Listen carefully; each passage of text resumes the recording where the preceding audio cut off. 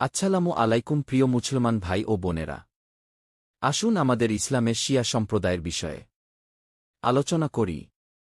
বর্তমান পরিভাষায় শিয়া সে ব্যক্তিকে বলা হবে যে হজরত আলী রাজিয়াল্লাহু আনহু ও আহলে বাইতের সমর্থক ও মদগার হয়ে হজরত শাইখাইনের হজরত আবু বকর রাজিয়াল্লাহু আনহু ও হজরত উমর রাজিয়াল্লাহু আনহু এর উপর আলী রাজিয়াল্লাহু আনহু এর অধিক ফজিলত ও মাহাত্ম্যের আকবিদা পোষণ করবে এবং তারতিব অনুযায়ী ইমামতের আকবিদাহ পোষণ করবে।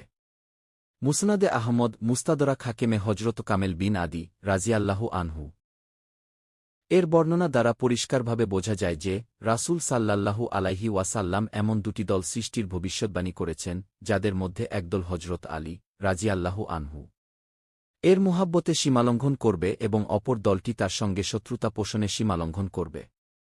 হাদিসের বিভিন্ন কিতাবাদিতে হজরত আলী রাজিয়াল্লাহু আনহু হতে বর্ণিত হয়েছে, রাসূল সাল্লাল্লাহু আলাইহি ওয়াসাল্লাম স্বয়ং হজরত আলী রাজিয়াল্লাহু আনহু কে সম্বোধন করে ইরশাদ করেন, তোমার মধ্যে ঈসা আলাইহিসসালাম এর মিল রয়েছে।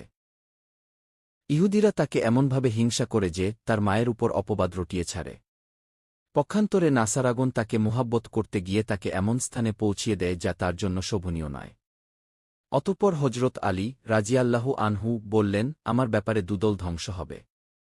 একদল অত্যধিক প্রেমিক, যারা আমার প্রশংসায় এমন সব গুণাবলী বর্ণনা করবে যা আমার মধ্যে নেই।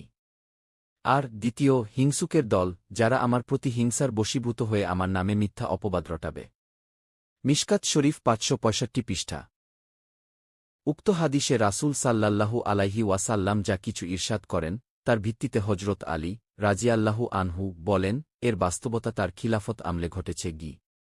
খারেজি সম্প্রদায় হজরত আলী রাজিয়াল্লাহু আনহু এর বিরোধিতা ও শত্রুতায় এ পরিমাণ সীমালঙ্ঘন করল যে তারা তাকে দিন বিধ্বংসী কাফির ও তাকে হত্যা করা ওয়াজিব ঘোষণা দেয়, এবং তাদের মধ্য হতেই একজন পাপিষ্ঠ আব্দুর রহমান বিন মুজলিম নামের এক ব্যক্তি তাকে কুফার এক মসজিদে শহীদ করে ফেলে।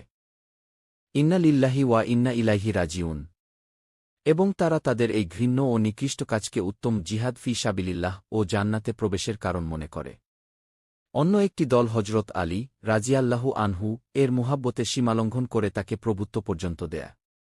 কিছু লোক আছে যারা নবুয়াত ও রিসালাতের যোগ্য তাকেই মনে করে, এবং এমন কিছু লোক আছে যারা বলে যে হজরত আলী রাজিয়াল্লাহু আনহু রাসূল সাল্লাল্লাহু আলাইহি ওয়াসাল্লামের ওয়াসি। মৃত ব্যক্তি যার কাছে তার অন্তিম ইচ্ছার কথা ব্যক্ত করে যান তাকে ওয়াসি বলা হয়। তদুপরি তারা বিশ্বাস করে হজরত আলী রাজিয়াল্লাহু আনহু আল্লাহর পক্ষ হতে নির্ধারিত ইমাম ও খলিফা এবং রাসূল সাল্লাল্লাহু আলাইহি ওয়াসাল্লামের ন্যায় নিষ্পাপ এবং তার অনুকরণ উম্মতের জন্য ওয়াজিব।